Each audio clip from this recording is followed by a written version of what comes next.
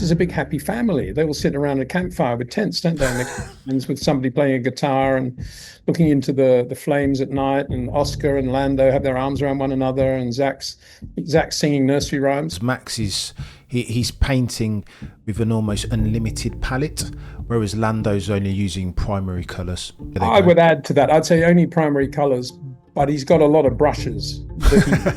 He's actually got a nice touch, but he doesn't have the pastel shades that Max has, and he only uses oils. He doesn't use water.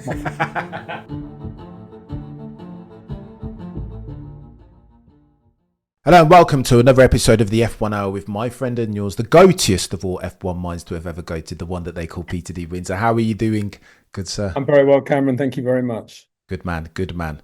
Did you watch the racing this weekend? There's a couple of threads at which we need to pull, isn't there, Peter? Just a couple, just a few. As is compulsory, mandatory now. What do you think was the biggest story to come out of this weekend's Italian Grand Prix?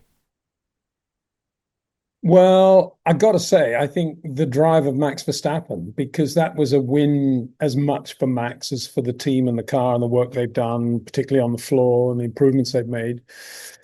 Because I just feel that the McLaren was at least as quick as a Red Bull around there, if not slightly quicker, given the advantage they had through the Lesmos. It was always a good example of how much efficient downforce a car has, and the McLaren had a massive amount of downforce.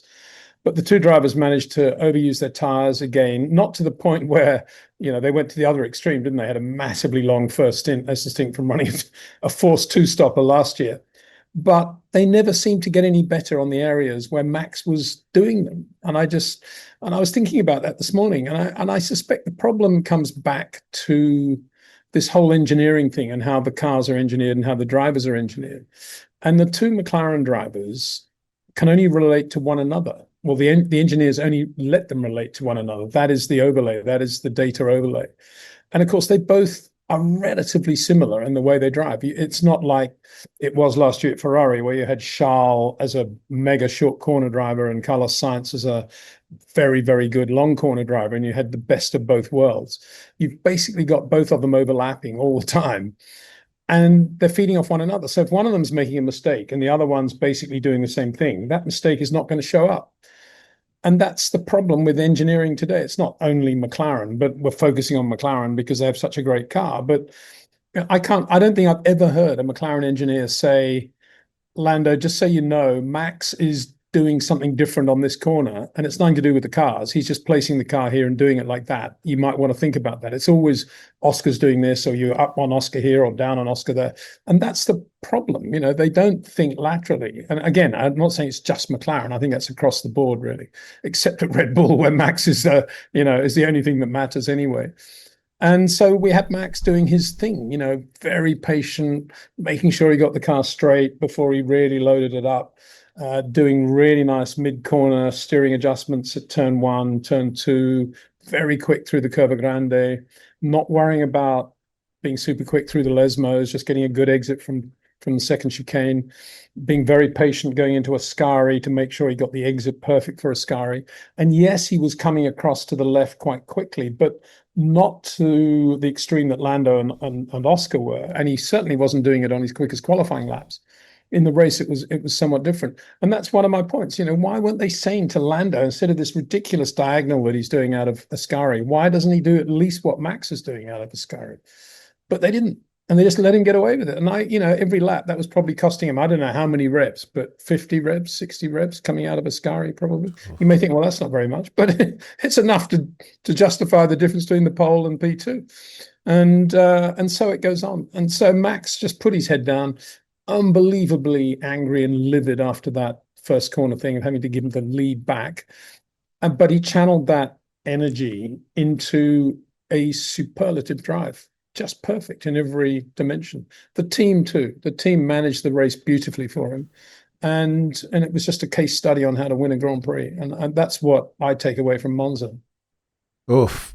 Let me push back on you respectfully, Peter, because there are those that say about Max Verstappen that he's a fast car merchant, that he had the quickest car, nothing to see here, that's the only reason why you could put it on pole, that it's an aerodynamic efficiency circuit at Monza.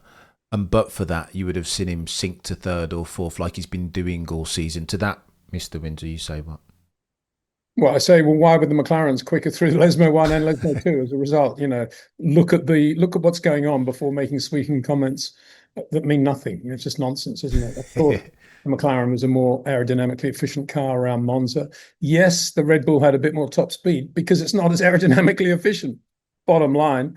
And Max had to work on the areas where he could make up for that. And he did. And McLaren didn't. McLaren didn't. They just sat on this car that they thought was super quick. And then when they realized the Red Bull Max was blowing them away, it was, oh, well, our car's not quite a Red Bull around here. It's, we didn't think our car would be great around Monza, whatever the excuse was. And there you go. So, I mean, those comments mean nothing to me at all. He wasn't bad, this Max fella. He'll do well. And for the revisionist historians out there, Max was a rank outsider, right? 9-1 to drop it on pole. Nobody thought he was going to be able to do it because the Red Bull has been rubbish. Peter, it was astounding. Lando said of the manoeuvre going into turn 1, lap 1, that Max was a bit of an idiot, alluding to the fact that he'd put me on the grass, super aggressive once again. What do you make of that, Peter? How did you read the incident first into turn 1 and lap 1, and then the ultimate overtake on lap 4 going into the same turn? Well, one, I think Lando's completely out of order calling Max an idiot because he's not an idiot. And that was a very, very silly thing to say and not what you'd expect of Lando Norris. Point one. Point two, what was he doing on the grass? Everybody knows, I mean, if he doesn't, he should do a few more track walks, that the track gets a lot narrower going into the braking area of 1. And if you're on the outside of another driver, even if that driver's leaving you a little bit of room, you don't just plant your foot on the throttle or feather it and go over the grass and hope that everything's going to be okay, which is what he did. I mean, what was he doing on the grass? He was driving off the track. There's nothing to do with Max. There was room there. He could easily have come across and filtered in behind Max, but he was desperate to get down on the inside, I guess. And that obviously clouded his judgment. And then he was never going to make the corner anyway. He ran way wide going into 1. If Max hadn't run wide again, they would have touched. And that's why Max was so annoyed by the whole thing. It was nothing to do with Max. It was all to do with Lando. And yet Max had to give the position back. Well, had to give him a position that Lando hadn't really earned. And that was what annoyed him. And it kind of, I think if Max had made a clean start, Lando hadn't been there and done that, and Max had just gone through turns 1 and 2 and led, I think he still would have driven exactly the same race. I think it's a cliche to say, oh, after that he was really angry and the adrenaline pumped and he just drove away from the McLarens. That's nonsense. He still did the job that he would have done either way. But deep down inside, there was that focus, that narrow-eyed focus that we saw when he got out of the car. And yes, he was smiling and laughing and the champagne was spraying and he was jumping into the mechanics and all the rest of it. But underlying it all, everything was quite sort of short and sharp. And yeah, I'm really, really annoyed about that. As well he might be, because he did nothing wrong and he got a penalty. It's about as big a penalty as you can get in Formula One when you're leading a Grand Prix and you got to give the guy P2 the lead. Give it to him, brake on the straight. That's a huge thing to have to do for anybody. It really hurts. I mean, I imagine Ayrton Senna being told to do that, or Nigel Mann. It's just unthinkable. Sterling Moss, Jim Clark, anyone. I mean, it's just ridiculous. And we kind of take it now. And I think Red Bull made the right call because you just don't play with fire anymore. And we all know, sadly, very sadly, and I blame the fans of the Formula One world for this, for responding to an absurd survey and saying, we want more overtaking. That nowadays, if you are the overtaker, the emphasis of the stewards will always be with you. The other guy's got to give you room, even if you're going around the outside in an impossible pass where you've got 2 wheels on the grass and you're all locked up. The other guy's supposed to give you room because we want more overtaking in Formula One. And quite obviously, anyone with a brain knows that that's ludicrous. And Max Verstappen is at the top of the tree on that one for sure. It's a ridiculous rule. And, if anything, Lando should have got a penalty for nearly causing an avoidable accident. Oof. Lando was quite aggressive in his defence. Do you think then this is Barcelona all over again, Peter, that Red Bull should have said, listen, crack on, Max, no. You know what I mean? You don't need to give the position back. No, and that was what was so impressive. You would imagine after Barcelona that Red Bull would be in this thing, well, we're never going to do that again until we absolutely know what the FIA are going to say. But whether that's Laurent Mekies, whether that was Christian Horner before he left, whether that's somebody else, whether that's just Max, I have no idea. But somebody with a brain at Red Bull has said, no, don't go down that path. We'll go the other way. If there's some doubt, we will always go in the way of give the position back, because there's no point in playing around with this. And I thought Max was brilliant in the way he handled that. They gave him the news, and I think it was about real time, as he's going into the parabolic, or just for the parabolica. They said, give the position back, Max. And there was a short silence while he turned into the parabolica. And then he said, you sure? And they said, yeah, give it back. And very calm, very nice. And Max almost immediately throttled off, braked a little bit, let Lando go past, and snuck in behind him. And then, of course, he just drove the perfect race. And whilst Lando made small mistakes out of the second chicane, out of the first Lesmo, out of the first chicane, all sorts of little bobbles that, I was just a racing driver doing this. Max wasn't doing that. And all the key areas where he had to get the power down perfectly, and where he had to make sure he got the turn in perfect in order to get the right steering against releasing brake pedal pressure, he was doing it. Patient, nothing aggressive. Well, nothing externally aggressive, and beautiful to watch.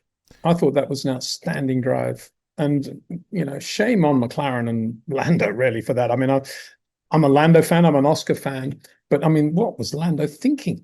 To me, that was, poor driving.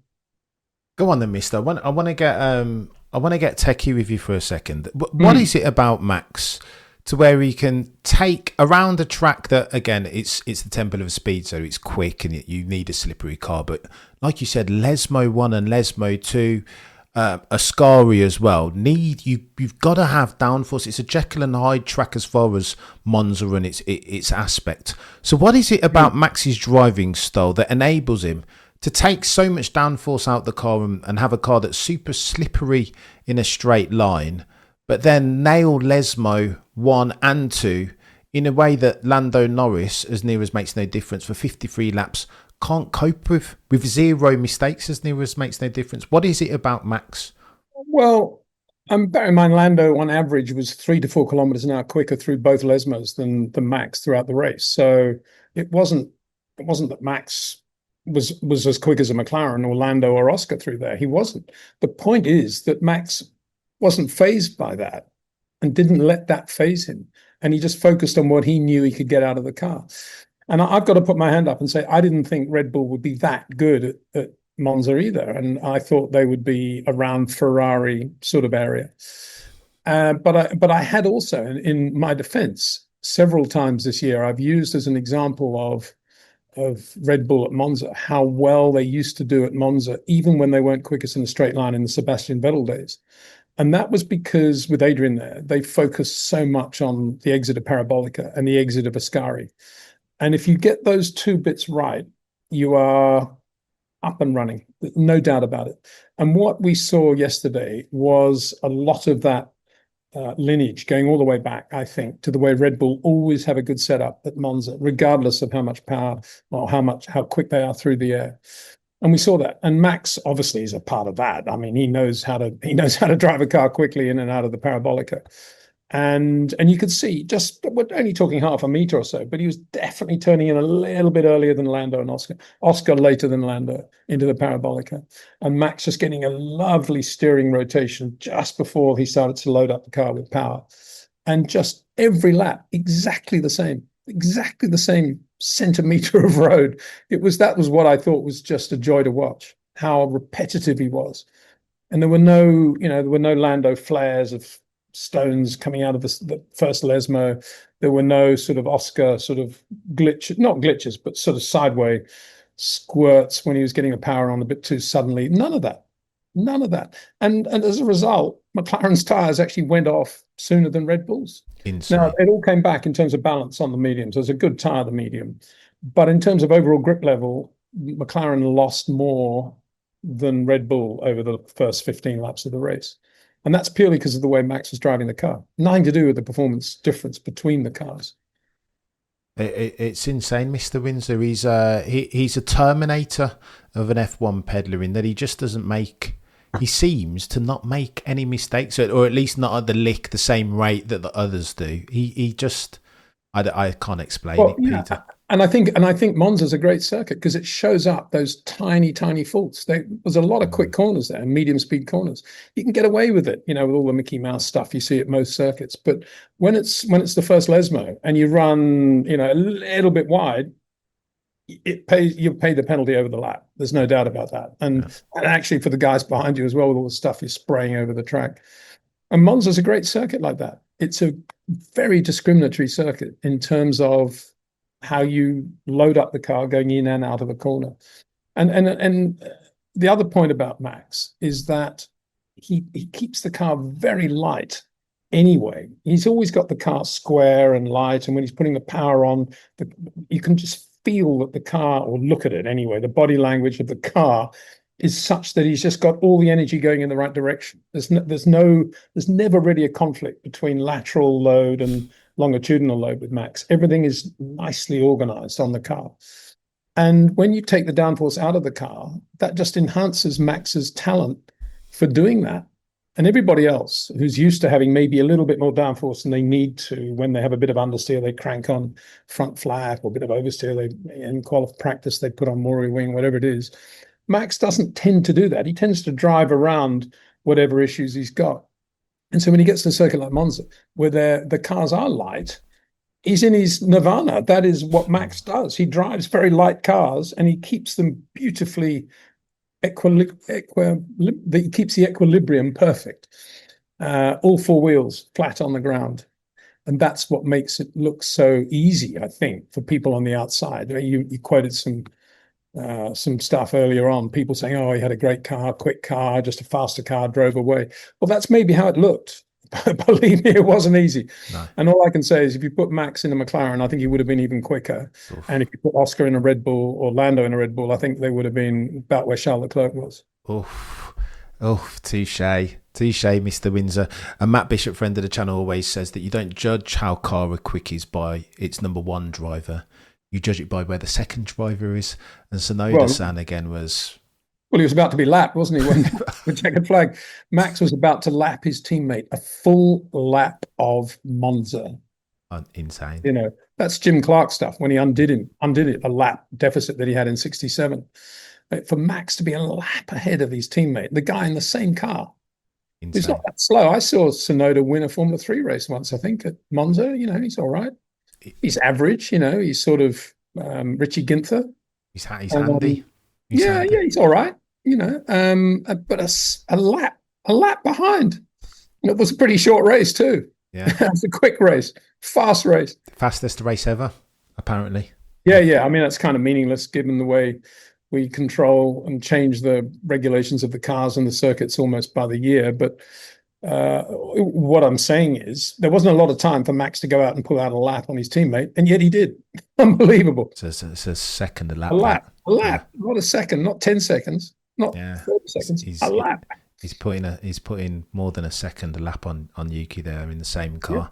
Yeah. Crazy, Mr. Windsor. Let me ask you about McLaren though, because that's the biggest. That's the hot topic that everybody's talking about. In the first instance, I want to rewind back to qualifying. Under the umbrella heading of team orders, Oscar Piastri was asked during Q2, on the back of a mistake by Lando Norris, to give Lando a tow through turn 4, I want to say. What do you think about this, Peter? Are McLaren intervening unnecessarily in the championship now that the constructors is all done bar the shouting? Should they be telling Oscar Piastri to give Lando a tow in Q2 because of a Lando Norris mistake? Well, I think you'll find that it was his turn to go out first when they did that. I mean, if it wasn't his turn to go out first and they said, nonetheless, we want you to help Lando, then I think, that's well out of order. But I think because McLaren take it in turns, don't they? Yeah, and I think whoever's in front on a circuit like Monza, it's not unusual to ask him if the mood takes the engineers or the management, whoever it is, to try to help the other guy with the tow. That's pretty normal stuff. Do you think so, Peter? It's probably taken out of context. Yeah, I do. I think, it's McLaren more than most. It's all glad, happy, aren't we? All wonderful family together, and the constructors' championship is much more important than the drivers' championship, whatever they like to tell us, and so yeah, it wasn't that big a deal. I don't think that was a big deal, and I think you'll find that if Lando's in front, Lando was in front for another part of qualifying, they probably would have said the same thing. Tried to organise a tow for Oscar as well. So you've got to be careful about these things being taken out of context. That would be my take on all of that. But I think obviously the big issue was the pit stop for Lando. And one of the funniest thing in the race, I forgot to mention in the video actually, was when they told Max on the radio that Oscar was now second because Lando had a long pit stop.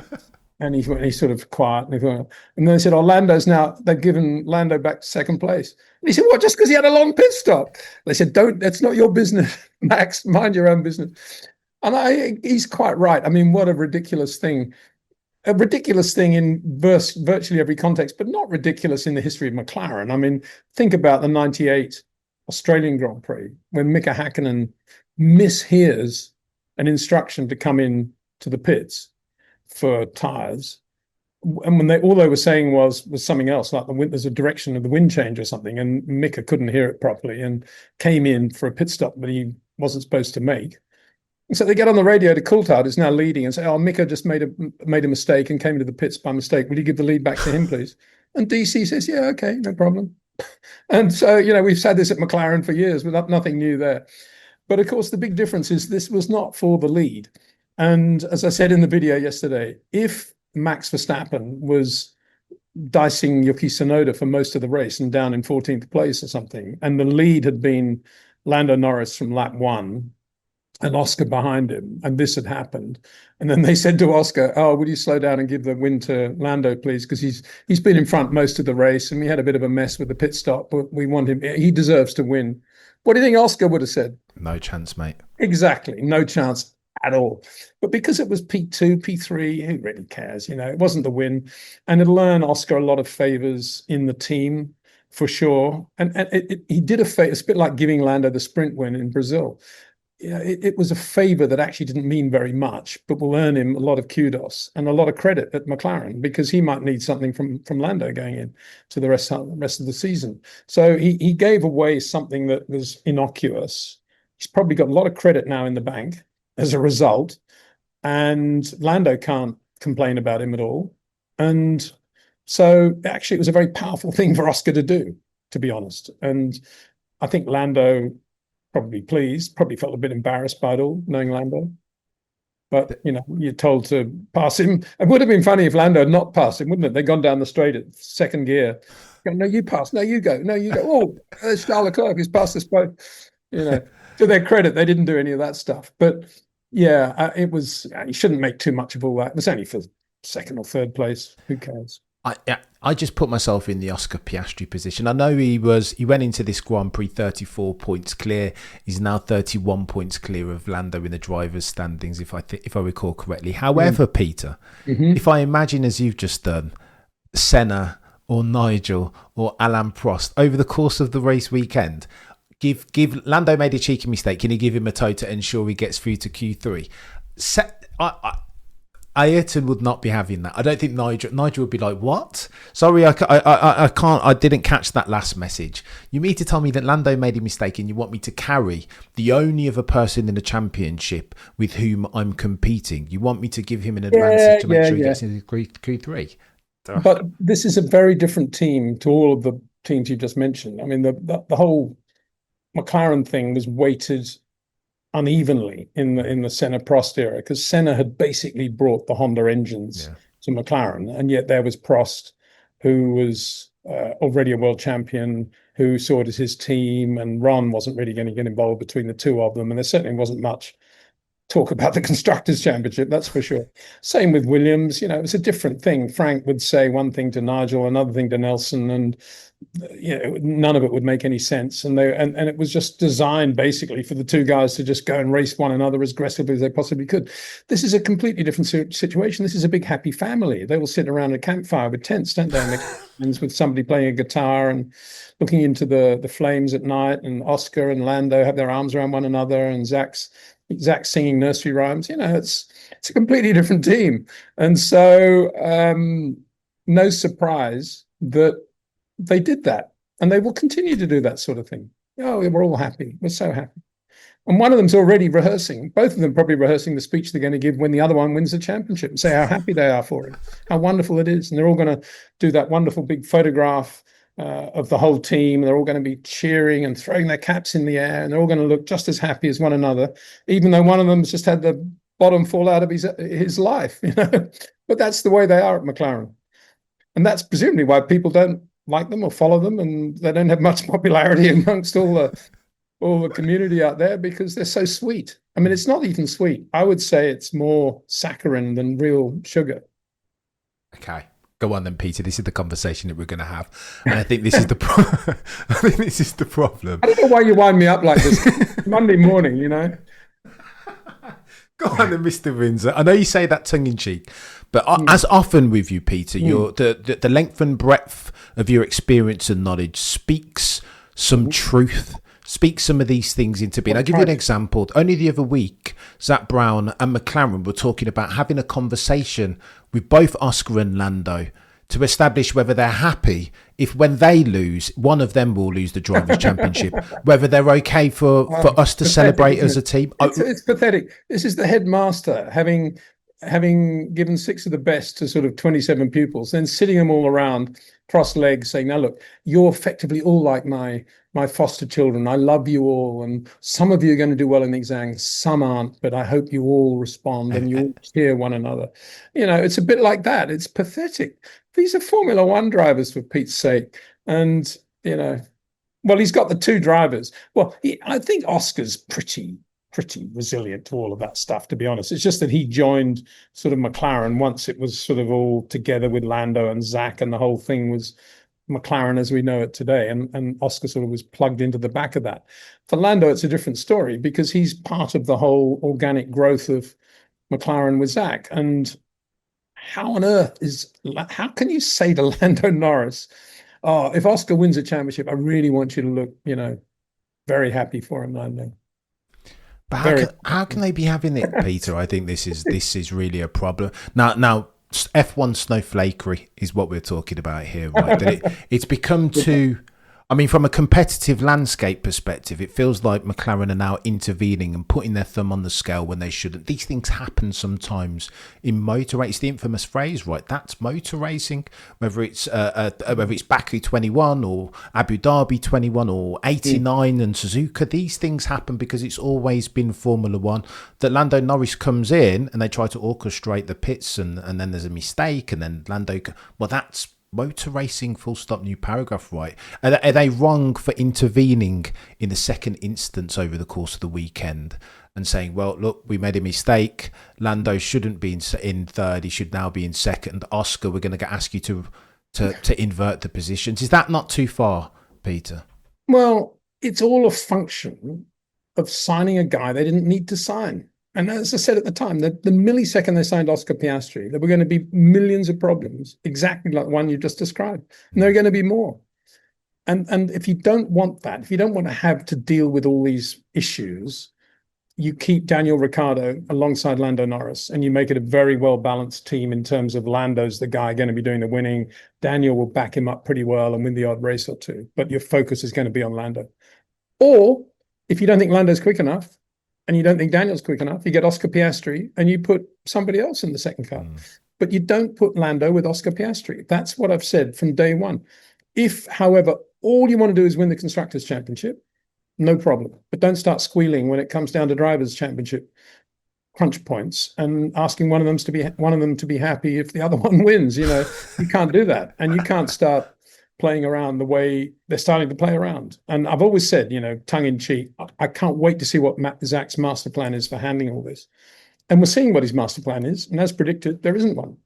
We clearly saw at Monza.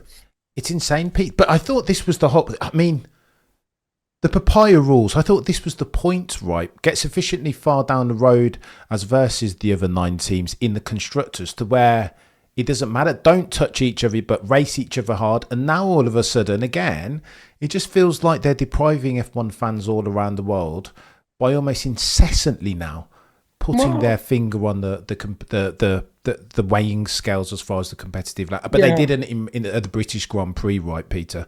When Oscar got his very harsh penalty for an inverted commas brake test. No, we're not going to invert then.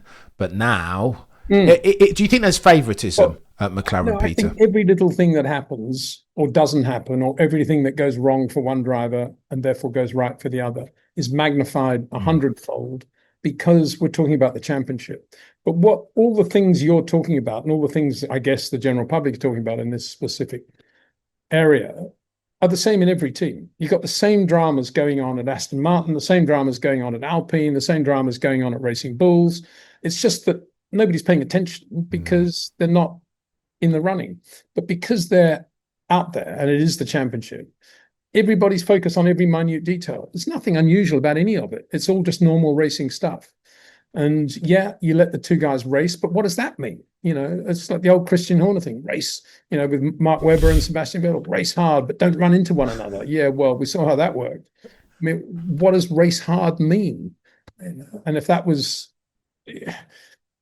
you tell me, you know, to me, it's absolute nonsense to try to run 2 guys like that into a championship. It's going to be defined by something like what we saw at Zandvoort. That's the only way it's going to work. That's not even working. It's just the luck of the draw, I suppose, is the way you've got to phrase it. Speaking of which, and changing the subject completely, I forgot to look last night at Fernando's explanation of the rear suspension failing on the Aston Martin coming out of the Scari, bashing over the curb the way he was. And to my astonishment, he said, I was very unlucky because I've been using the curbs like that all weekend and then it failed. And I'm thinking, I think that's probably why it failed. I mean, there's no luck involved in any of that. I've got to tell you. I've got to tell Fernando as well. It's nothing to do with luck. Keep bashing over the curbs like that thing is going to fail, particularly with Adrian there. Now, no offense to Adrian there, but, you know, Adrian's had his fair share of suspension failures over the years. And, of course, Formula One cars should be built to withstand curb hopping and curb jumping, but every lap of every session and the race, and Fernando admitted that's what he'd been doing. Unbelievable. Big omission. Sorry, we'll get back to McLaren. Fernando, he should know a bit better than that, should Fernando. Maybe he was misquoted or taken out of context or something. We shouldn't be too harsh on him because English isn't his number 1 language either. And knowing Fernando, he's pretty realistic. But that was the quote that Aston Martin put out, and it was not good. Didn't make the driver look very clever. Maybe something lost in translation, but that's uncharacteristic of Fernando, who's normally he's got a reputation for being a thinking, being a proper racer who understands motor racing.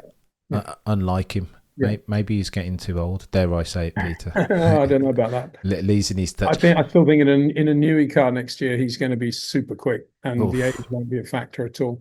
If he's there driving the car, which I think he will be, right? I think he will be. I don't know about 27 though, Peter. Or we'll talk about driver silly season shortly. I just want to put a full stop on the McLaren situation. Yeah. Sorry, No. Don't be daft. It's fine. We're talking. Is this race weekend, the Italian Grand Prix, proof positive now that Lando doesn't have the minerals? That when he has a gilt-edged opportunity, that all of a sudden somehow, almost too frequently now, that Lando, despite him being brilliant, despite him being a ridiculously quick F1 peddler, that somehow he's got a habit now of seizing defeat from the jaws of victory? Well, bear in mind he beat Oscar Piastri. And give or take a pit stop or two, he beat Oscar Piastri. So if he'd won this Grand Prix yesterday, let's assume his pit stop had been the same as Oscar's, and let's assume Max wasn't in the race, everyone would be saying, wow, Lando Norris, mega. But of course, what are you comparing him with right now? We're comparing him with Max Verstappen. We're not comparing him with Oscar when you said what you just said. And compared with Max, Monza highlighted and reminded a lot of people of how many small mistakes, small in italics, Lando makes over, say, a 10-lap period, whereas Max doesn't. Yes, of course he makes mistakes. It's not that Max doesn't make mistakes. It's just that when he's braked a little bit too late or he's turned in a little bit too early, he's got a lovely sweet spot in which he can adjust all the variables and get the car still absolutely square to where he wants it to be within a millisecond. Because because Lando doesn't drive that way, everything is on edge, even though his inputs are soft. Everything is as he commits it to be, and then he has to live with that, and then he just has to correct it, and it then becomes a mistake. It slows the car down because it's a glitch on exit, or he's having to move the car more than he should, put more energy through the tires at a specific moment. All those things are shown up at Monza, comparing Lando with Max in cars that weren't that far apart. McLaren had more downforce, the Red Bull more top speed, but it wasn't a commensurate thing. McLaren had more downforce and the Red Bull had a speed advantage, if you see what I mean. And so Max did a much better job. But if you compare Lando with Oscar, he did a pretty good job all weekend. And yep, he didn't get the pole. And I think that was more, he was beaten by Max, not by Oscar. He still beat Oscar. And I think that was, as I said, if he'd done out of Ascari what Max and George and Charles were doing out of Ascari, I think Lando would have been on the pole. And I'm absolutely astonished that his engineers didn't tell him about that, to stick much closer to the white line when he's accelerating out of Ascari and save a few revs on the engine. And they didn't, because they only focused on him and Oscar, as I said at the start of our chat. But yeah, Lando is what he is. I don't think he's going to get a lot better than this. I think that's what he is. He's very soft on inputs. He's very rhythmic on street circuits when he's got lots of changes of direction. He's very good there. He gets into a groove quite well. But he's always having to correct very small mistakes. Whereas Max makes errors that don't require correction. They just require adjustment. There's a difference between correction and adjustment. And Oscar falls somewhere between the two, in my opinion. Yeah. Very well said. But he hasn't enhanced the Max side of his capability enough this year. I think he's too much. It's a function of everything he does is kind of related to what Lando's doing.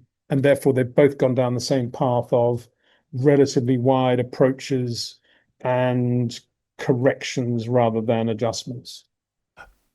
Peter, I heard it described by a mate recently as Max he's painting a picture, the Sistine Chapel, let's say, with an almost unlimited palette, whereas Lando's only using primary colours. As far as, I think it's a brilliant analogy, and again, it exaggerates the truth ever so slightly, but I get where they're I would add to that. I'd say only primary colours, but he's got a lot of brushes. He's actually got a nice touch. But he doesn't have the pastel shades that Max has. And he only uses oils. He doesn't use water. It's so good. Oh, brilliant. Mr. Windsor, let me ask you about Scuderia Ferrari as we round third. Lewis and Charles, again, they normally try and deliver at their home Grand Prix, but it felt like they bespoke wing, etc., but they still didn't have the pace, did they? What's going on at Ferrari, Peter? Okay, let me ask you the question this way: were there more upsides, positives that they can take away from the Italian Grand Prix as versus negatives? Not really, because when Red Bull can turn up with a new floor, which for me was very significant at a circuit like Monza, and quantifiably have a better car out of the box. Friday morning, Max was, this is good. He was concealed on Friday by traffic and by various other things, but it was clear that the car was a lot better than it had been all year, really. And Ferrari should be thinking, why haven't we done that? Why haven't we come up with something that takes us a little bit nearer to McLaren and allows us actually to race McLaren on a circuit like Monza, where we should be good anyway with our top speed? And they didn't. They just didn't have. They didn't have anything. They were slow through the Lesmos, much slower than Max even. They were not very good through the chicanes, change of direction. not bad through the parabolica. Charles was pretty good there, and Charles made up for as much as he could and did a very good job, I think, to beat George Russell, who was on the right tires for George. The medium hard was a great combination for George, and yet he never got past a Ferrari, which was quite impressive by Charles. And Lewis was sort of there in Charles' slipstream, kind of trying to do the best he could, and didn't do too badly. But from a Lewis personal point of view, I think he will come out of Monza thinking, yeah, I'm right there. I'm with Charles. I'm right, where I should be at Ferrari. We'll see at Baku, but and Singapore. I don't say that cynically. He might well be there, and that's good. But the bigger problem is lack of efficient downforce, lack of downforce compared with Red Bull. Or even Mercedes, I would say. And I think it's a great shame. It comes back to all that focus on hiring Lewis and not enough focus on getting Adrian Newey. And it's not as if they had a plan B if they failed to get Adrian. We assume they did when Freddie Vasseur said, we're not going to have Adrian Newey, but we're going to keep the team we have, and I'm going to play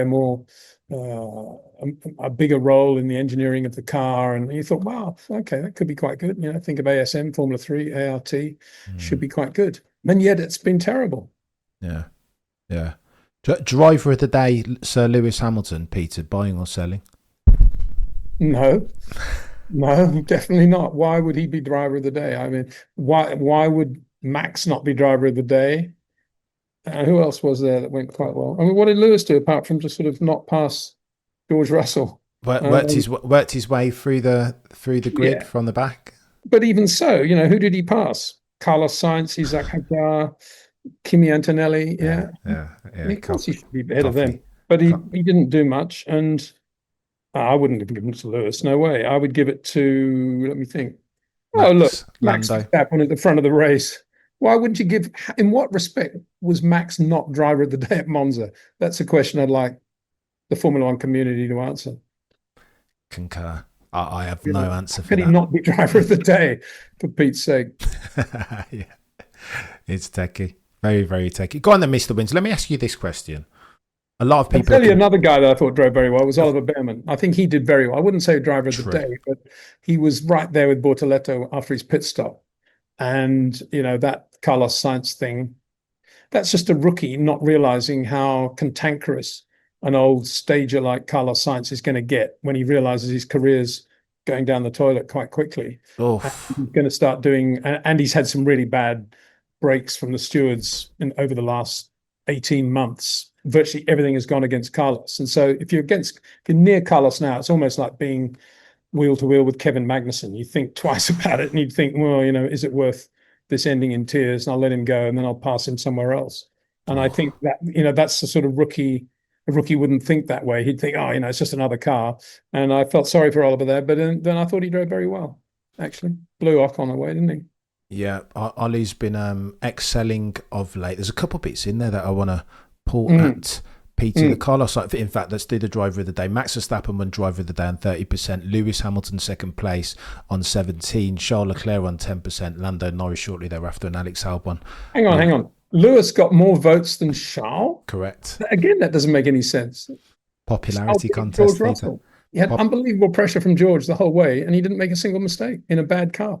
It's a popularity contest. When you consider that Tsunoda-san got it a couple race weekends ago, like that. I'm not even. I think they should stop that whole thing. A bit like the point for fastest lap. Just forget about it. I kid you not. Go on then, Mr. Windsor. Let's talk about Carlos Sainz, because I anticipated that Carlos was going to come into Williams and be everything that they'd been looking for: a leader, god tier levels of technical feedback, a guy who could understand, who knows what good looks like as far as a nimble, agile F1 operation, and that he was in turn going to blow Alex Albon out of the water. Why has that not happened season to date? Why has Alex Albon dominated Carlos Sainz Jr. with all of his experience and technical fever? Cameron, I know why you're now so popular amongst the community, because you're very good at asking questions which demean your knowledge. We all know that you don't think that. I mean, you're not that stupid, obviously, that you would have thought Carlos was going to do that. But you do that in such a way to sort of tee it up for me. But, it's very sweet of you. You don't need to do that. But we all knew. I mean, anybody that thought that Carlos was going to blow Alex Albon away had not been watching either or paying attention. As I said at the time, there's no way he was going to be quicker than Alex Albon. They were going to be closely matched, but there's no way he was going to blow him away. And so it's proved. And the only person that didn't believe that, I guess, was Carlos Sainz and his team. And I don't understand why, because they'd not been watching Alex Albon either. The guy is really quick. And, repeat, Quick, quick. And they didn't realize that. And they went to a team which is a bit faceless and a bit sort of middle of the grid, lacking in character, and isn't going to do much for his career anyway. And he was always going to be struggling to beat Alex. So why did he go there? I keep repeating the point. He could have gone to Sauber / Audi on a long-term contract with a really nice brand deal. And he could be in that car being driven by Bortoleto, driven very well by Bortoleto. I don't even know if he'd be doing as good a job as Bortoleto, maybe not, but he could have been in that car if he'd really pushed for it. And he didn't. He just went to this Williams thing because, I don't know, Mercedes engine or something. What was he thinking? And so as much as I like Carlos a lot, I have no sympathy because he made the wrong choice. And I think it's going to be difficult for him to sort of reboot his career because he's kind of now, as predicted, he's kind of now bracketed in the minds of most people as being, well, about as quick as as Alex Albon, and that doesn't do any good for anybody. Peter, I think the line, and I'm a very noddy B-spec level F1 mind, self-confessed. But the reason why I think so many people, myself included, Peter, thought that Carlos would fare well against Alex Albon, I think there's a little bit of recency bias in there. Okay, so his last season in Ferrari, Charles showed him the way, but not everywhere. He did pretty well on occasion. Mexican. This is the point, Pete. So then, previous to then, the first 3 seasons that they spent in the red car, Carlos Sainz was almost some say a Las Vegas manhole away from being 2-1 up in championships as versus Charles, who some say is probably one of the, if not the quickest point-to-point driver on the grid.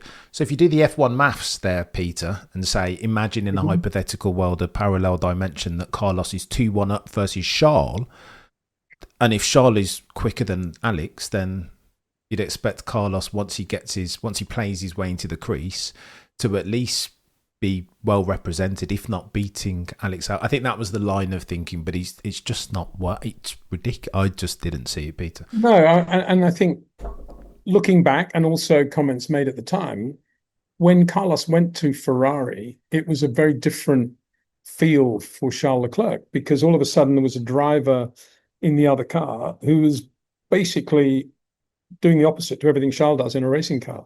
Turning in wide, braking in a straight line, trying to brake as late as possible, much more interested in having the rear working than worrying about the front, all those things. And I think Charles took quite a while to sort of establish himself on his side of the garage and where he wanted to go. And there were quite a lot of political changes going on at Ferrari anyway, in terms of were they a Charles guy, were they a Carlos guy, who hired Charles, and all, the whole history of the whole thing. But there was no doubt in my mind, even if you look at the way they were in Formula 3, Formula 2, that Charles was always a quicker driver. And so I just don't, Ferrari should not have got rid of Carlos Sainz. Agreed. I thought it was a very, very good team. Going back to what I said at the start, you've got Lando and Oscar feeding off one another's data, but they're both pretty similar in the way they drive, and they both want about the same things from the car. So they don't actually develop the car in other ways that they would if, say, Max or Charles were driving there. And it's the same at Ferrari. It was a very good combination, I think, between Charles' short corners, Carlos getting better and better, finding a lovely sweet spot the way he drives as well, making fewer errors, but asking different things from the car. And the car was not bad. It was getting better, sort of. And then they decided to replace Carlos with Lewis, who, if it was the Lewis that they wanted pre-21 or pre-22, then he would have basically been doing what Charles does anyway. So that was a bit pointless. And if it was the post-21 Lewis, why do you want him? What's he going to do better than Carlos Sainz? So none of it made any sense. From Carlos's point of view, and from the point of view of observers around the world, I guess there's still this cliche about oh, he's got all this experience he could take to Williams from Ferrari. Yeah, well, it's all nonsense, isn't it? They're just racing drivers. What are they going to take? What's Carlos going to do the first day he walks into Williams? Sit down in the drawing office and sketch the rear suspension layout and the loading into the gearbox casing and to the top of the engine and do detailed drawings of where the intercoolers are. Is he going to do all that, or is he going to say, "Where's the canteen here?" He's a racing driver, for Pete's sake. And that's why, going back to Cadillac, that's why I think it's nonsense to have Perez and Bottas. What are they going to bring? They're not engineers, they're racing drivers, and they're not even that quick. Experience. I used to be a big Valtteri fan, and to some extent a Checo fan, but they're not, by no means are they in their prime now. That's for sure. I'd agree with you. They're both safe picks. Allow me to defend. Well, not even that. They're slow picks. Safe, slow picks. Yeah, yeah, you are. Slow is safe, isn't it? I suppose. Let me go back to Carlos Sainz for a second, because there's something that people. Carlos Sainz cited it himself in an interview recently. There is something that people call the Carlos Sainz effect. That if you look at teams that he's joined, and where they at the time when Carlos leaves them, they're always higher in the Constructors' Championship than when he joined. So Toro Rosso, McLaren, same with Ferrari, that he kind of a rising Carlos Sainz tide boats or F1 team boats. So, and I think there is something to that. But again, maybe there's more to that than absolute terms performance. No, there is something to that. And when he was at Toro Rosso with Max, it was the two extremes. It was Max short corners, it was Carlos doing what he does, very reflexy, wide turn in. And that's not a bad, that combination is a good, healthy combination. It's like, it's like having pluses and minuses. It's like having good and bad. You can't have good without the bad. And that's a healthy way for a team to grow. And it was the same at McLaren. There was Lando, who was not as wide as Carlos and not as aggressive as Carlos and not using the rear as much as Carlos. And I think they helped the development of the car as a result. And Carlos looked pretty good. But when you put him alongside Albon, who basically is just a slightly smoother version of Carlos Sainz and drives the same way, there's nothing early corner about Alex Albon. That's when you have this sort of stagflation thing that we're going to see in the United States soon. And that's the problem, in my opinion. Stagflation for Carlos, not necessarily for the team, but for Carlos. Wow. And, it's difficult because how can he feed off Alex Albon? He can't. And for those who are unacquainted, Mr. Windsor's alluding to an economic circumstance when you get stagflation, an economic market that's not growing but is still inflationary. So you can't use your interest rate mechanism to control that. Blimey, Peter, I never thought we'd be talking about economics on an F1 podcast. As we ran third base, let me pitch a couple more questions about you, about Tsunoda-san and Antonelli. There's a lot of talk that Toto Wolff has now is running out of patience with Project Kimi Antonelli and will expedite, therefore, wherever possible, getting Project Max Verstappen 2027. George alluded to this. He said if anybody's going to be sacrificed at Mercedes, that it won't be him. It will be Kimi Antonelli. Ergo, 2027, Max Verstappen and George Russell at Mercedes. Are you, Peter D. Windsor, buying or selling that? I'm not really buying it because why am I not? If you ask George at any point of any weekend or between races, if there was going to be a driver change at Mercedes in the next 2 years, would it be you or Kimi? What do you think he's going to say? He's going to say, be Kimi, of course. He's the number 2, and if he's not delivering, he'll be out. That's what he would say. It doesn't necessarily mean, and therefore my new teammate's going to be Max Verstappen. And as I said before, I think Max is going to always want to see what it's like in 2026 before he decides if he's going to stay at Red Bull or if he's going to go somewhere else. And if he goes somewhere else, it's going to be how quick the car is and what his situation will be at that team.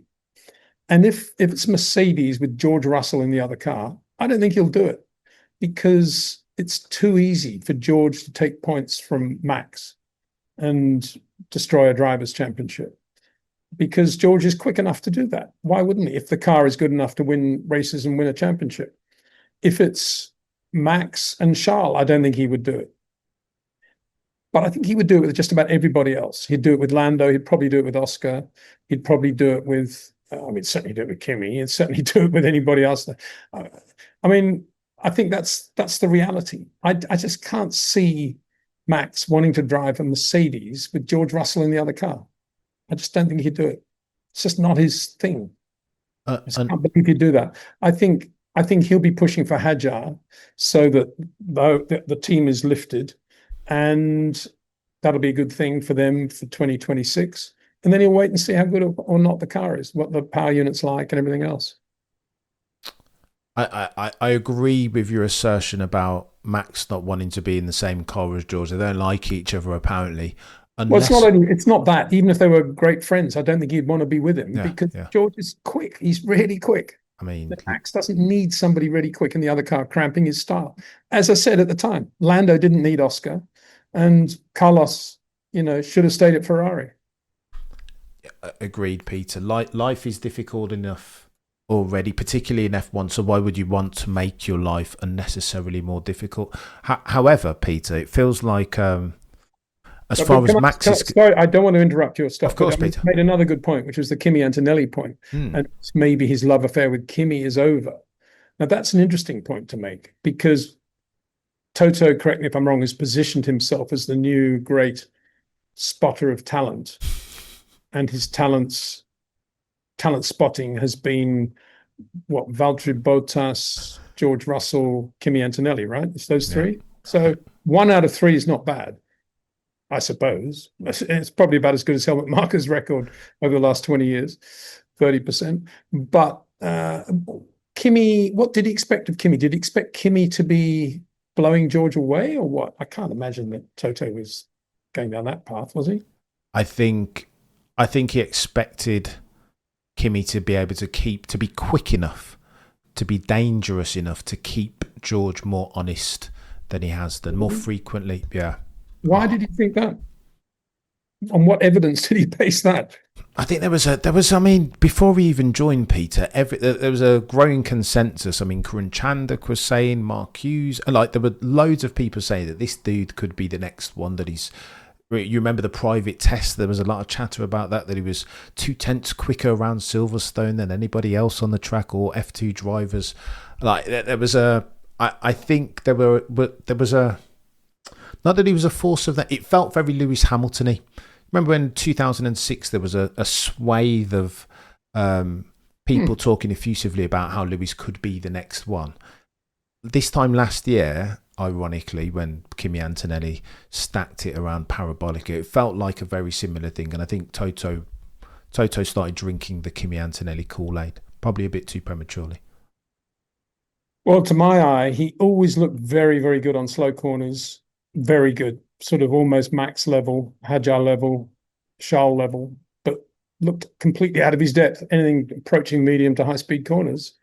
And doesn't seem to have got a lot better. A little bit more confident, but he's got about the worst guy in the world to feed from in the other car, George Russell. I mean, for somebody who's not that confident on fast corners to have to emulate George on a fast corner, I can't think of anything more daunting.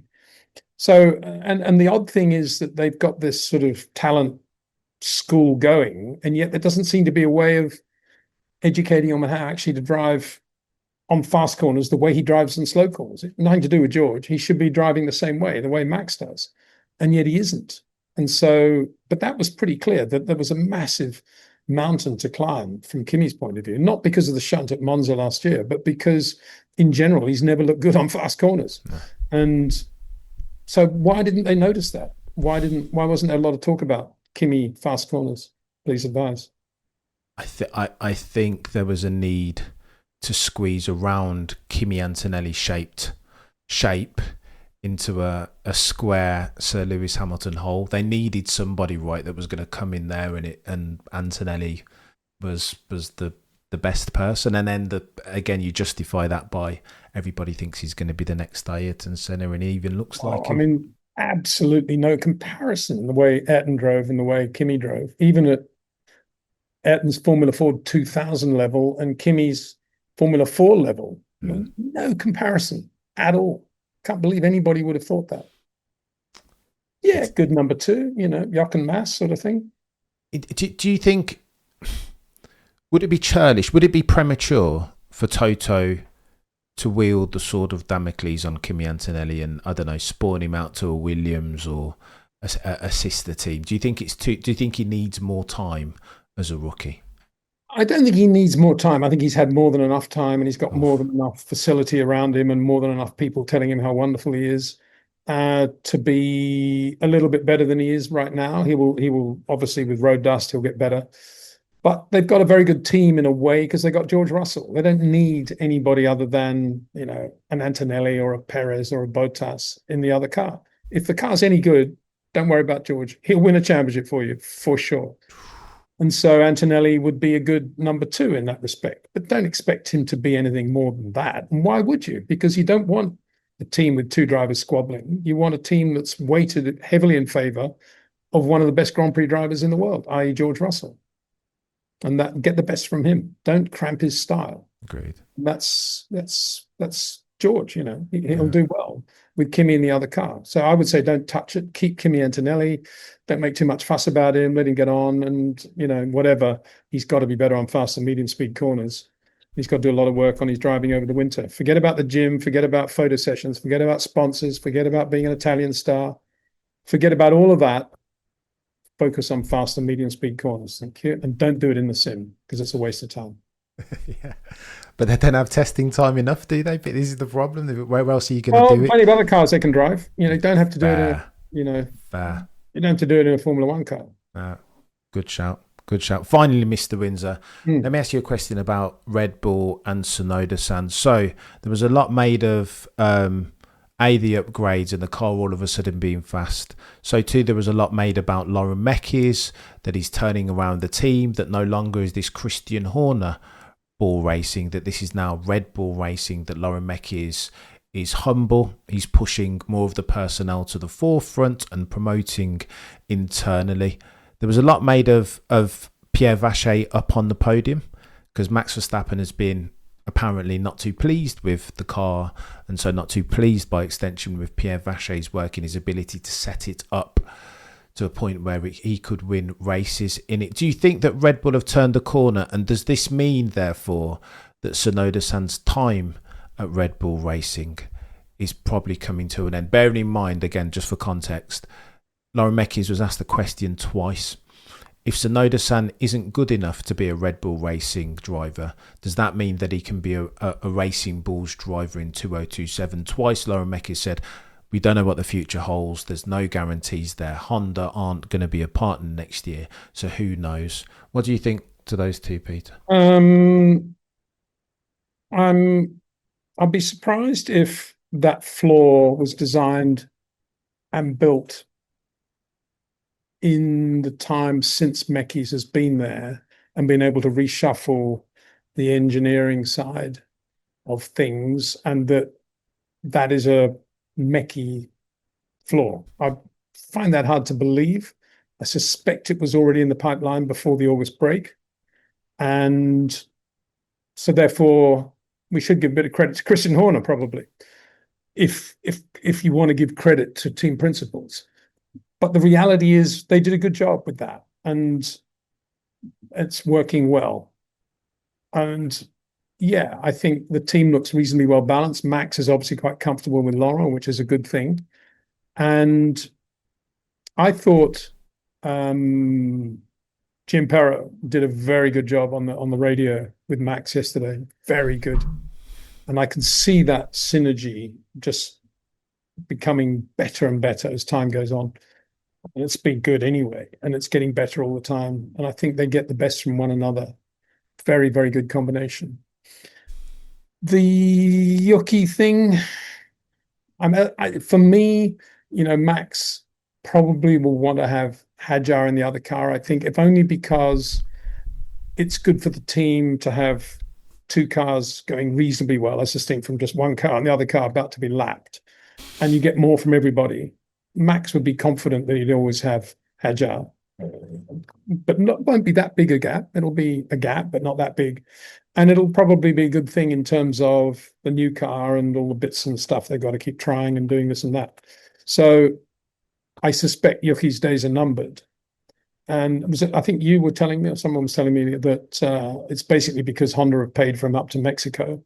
And after Mexico, the money runs out, and therefore probably then they'll do the switch, and they'll have to put Yuki back in the Racing Bulls because, they've got to fill that seat anyway, haven't they? And Lindblad, I don't know, he hasn't looked that brilliant, has he? No. All right. I mean, he's done all right, but right now, you'd have to say Fornaroli was the man. I've got so much time for Leonardo because he doesn't have a deal with the Formula One team. What a mega thing. He was a Ferrari Academy driver at one point, I think, and they dropped him. And he doesn't have any links. There he is. He won the Formula 3 championship. He's leading the Formula 2 championship. He's won a feature race. He's got a few good seconds. Cool guy. Yeah. Let's hear it for the Fornarolis of this world because it's hope for everybody. Instead of, rich families buying them driver academy seats with various Formula One teams, he's out there racing and getting a bit of money from the local bakery and a little bit of money from the local garage and a bit of money from the Italian Federation. And they're doing a great job. Victor doing a great job around him, and all credit. So if I was Racing Bulls or Red Bull or Marco, I would immediately think that is even cooler than being a Red Bull driver. I'm gonna put him in our car now. Mega, go. It wouldn't be bad. If I was Toto Wolff, I'd be thinking, this guy's, his commitment and his self-belief must be astonishing. We need to take him seriously. But guess what? I don't think anybody will now because they'll think, oh, no, hasn't got a driver deal. Oh, no, can't go near him. Pathetic, isn't it? Absolutely pathetic. So in the same way that Toto did to Kimi last year, it sounds like Helmut Marko's already already has his eye very firmly focused on Arvid Lindblad for the Racing Bulls drive next year. He's their guy. And I think, he was brilliant at Silverstone last year, I want to say. Reminiscent of Max at the Norris Ring, or Norris Ring even, but I don't know. They've got... I don't know. I was just watching their body language after the sprint race, which Fornaroli won. And Lindblad, to me, already looked like a Formula One driver. The way the comments he was making, his body language, the whole thing looked like, I'm a Red Bull star. And Fornaroli was sort of tripping over things and a bit sort of completely natural and wondering what was going on around him, and complete charm. I thought he was wonderful. And that's a whole slick thing of being a Williams Academy driver or a Red Bull Academy driver, Ferrari. It's all nonsense. Yeah. They should just let drivers be young and free and natural. And that's what you see with Fornaroli. Brilliant. Absolute fan. Total fan of his. Oof. I'm going to get his autograph, I hope, one day. Let's go. I don't know that at all, Mr. Windsor. You've been a legend as always. Far too generous with your time, Mr. Windsor. For the guys and girls watching this, if you like and enjoy and learn from Mr. Peter D. Windsor's insights just like I do, and you're not subscribed to the channel, what are you doing with your life? How dare you call yourself an F1 fan? Subscribe. And then if you like listening to Peter D. Windsor on your favourite podcasting platform, is the Short Corners podcast. 5 stars and follow. If you're watching this on the YouTubes, like, share, comment, all of that gubbins. If you're listening on a podcasting platform, 5 stars and follow. Mr. Windsor, you're an absolute legend as always. Guys and girls, remember, between now and next time, to look but never stare.